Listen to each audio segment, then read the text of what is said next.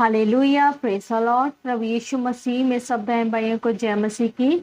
आप सबका स्वागत है मेरी भविष्यवाणियों की पुस्तक में। ये वचन परमेश्वर के दास प्रेरित अंकु यूसुफ नरूला जी के द्वारा लिखे गए हैं। आज का वचन, हमें ईश्वरीय मददगार क्यों चाहिए। जैसा कि परमेश्वर के पवित्र वचन पहला शमूएल 18 अध्याय उसके 3 वचन में लिखा है, तब योनाथान ने दाऊद से वाचा बांधी क्योंकि वह उसको अपने प्राण के समान प्यार करता था। मेरे प्रियो, आप में से एक भी जन ऐसा नहीं है जिसके लिए होमवर्क नहीं है। हर व्यक्ति को स्वर्ग से होमवर्क मिला है। जब वह होमवर्क आप पूरा करते हैं, आपकी जिंदगी की सारी आशीष जो आपके लिए बनी है आपके अंदर से निकलना शुरू होती है। जब तक आप उस होमवर्क को नहीं समझते तब तक आप अपनी जिंदगी में, अपने फाइनेंस में, अपने शरीर में, अपने परिवार में आप संघर्ष करते रहते हैं।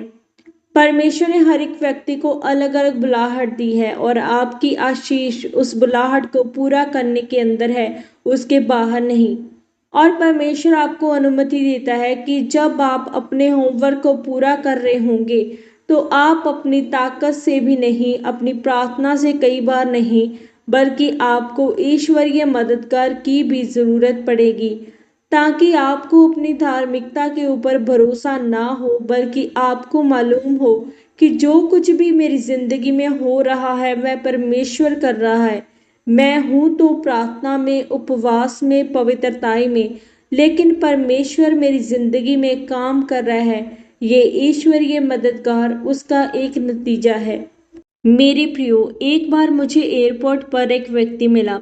जब मैं जा रहा था तो वह हमें बताने लगा कि मेरे लिए प्रार्थना करना, मेरी जिंदगी में, परिवार में परेशानी है। हमने कहा ठीक है, हम प्रार्थना करेंगे। जब हम भारत में वापस आए तो वही व्यक्ति हमें फिर मिला। एयरपोर्ट पर हम हमारे बैग लेने के लिए उस व्यक्ति के पास बैठे थे।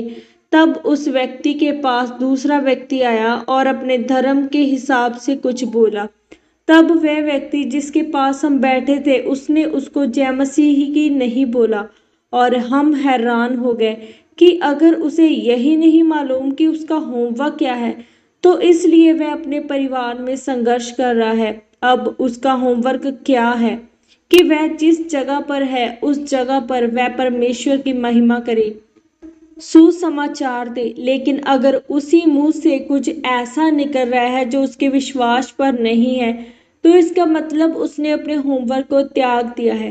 बाइबल बताती है कि यीशु मसीह ने जी उठने के बाद कहा, जाओ मेरो चेलो और पतरस से कहो कि मैं जी उठा हूं। अब पतरस परमेश्वर का चेला नहीं था। क्यों? क्योंकि उसने खुद कहा था, मैं नहीं जानता हूं प्रभु यीशु मसीह को। उसने लोगों के सामने इनकार किया था। जब यीशु मसीह जी उठे तो उसने भी कहा, तूने कहा था कि तू मुझे जानता नहीं, तो मैं भी तुझे नहीं जानता, तू मेरा चेला नहीं। जिस दिन आप परमेश्वर के लिए निर्णय लेने में गलती कर देंगे उसी दिन शैतान आपकी जिंदगी में घुसकर काम करेगा।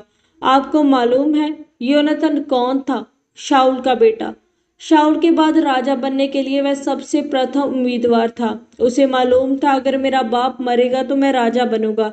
लेकिन वह दाऊद से अपने प्राण से अधिक प्यार करता था और उसने दाऊद को बोला, मेरे बाप के बाद तू गद्दी पर बैठेगा। ईश्वरीय मददगार इसे बोलते हैं जो बिना किसी लालच के आपके साथ हो जाएंगे और जब तक आपका होमवर्क पूरा नहीं होगा तब तक वह आपको छोड़ेंगे नहीं। मेरे प्रियो, दाऊद अपनी जिंदगी में, अपने परिवार में मुसीबतों के आने पर भी परमेश्वर की बुलाहट को पूरा कर रहा था। इसीलिए परमेश्वर ने उसकी जिंदगी में ईश्वरीय मददगार भेजा। ऐसे ही अगर आप भी अपने जीवन में परमेश्वर के वचनों पर चलेंगे तो परमेश्वर आपकी जिंदगी में भी ईश्वरीय मददगार को भेजेगा। आमीन। प्रार्थना। सर्वशक्तिमान परमेश्वर, इस वचन के लिए मैं आपका धन्यवाद करती हूँ और प्रार्थना करती हूँ परमेश्वर आप मेरी जिंदगी में ईश्वरीय मददगार भेजें ताकि मैं अपने होमवर्क को पूरा कर सकूं। आप मुझे अनुग्रह दे प्रभु यीशु मसीह के सामर्थ्य नाम में। आमीन, आमीन और आमीन। आज के इस पवित्र वचन के पढ़े और सुने जाने के द्वारा परमेश्वर आप सबको बहुतायत से आशीषित करे। सबको जय मसीह की।